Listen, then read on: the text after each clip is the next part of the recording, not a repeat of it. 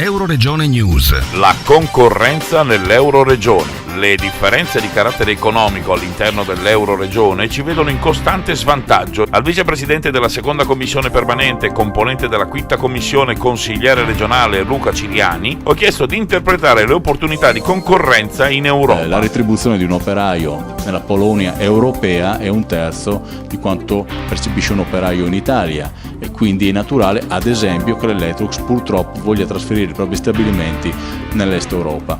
L'unica strada che io intravedo per rendere competitivo il nostro territorio è riprendere con forza e determinazione da parte di tutti i partiti, nessuno escluso, la battaglia per la fiscalità di vantaggio, ovvero il Friuli Venezia Giulia non vuole avere più soldi di quanto ne ha, chiede solo di avere quelli che gli spettano per statuto e di poter ridurre le tasse più liberamente di quanto non possa fare adesso, cioè molto poco. Se noi abbiamo la responsabilità di gestire i nostri soldi con maggiore libertà, potendo ridurre le tasse ai cittadini, alle imprese, alle famiglie, allora ci sarà la speranza di rilanciare la nostra regione e di trainare l'Italia, altrimenti ci accontenteremo di festeggiare come fosse la vittoria dei campionati del mondo il PIL che cresce dello 0,2, 0,3, 0,4%.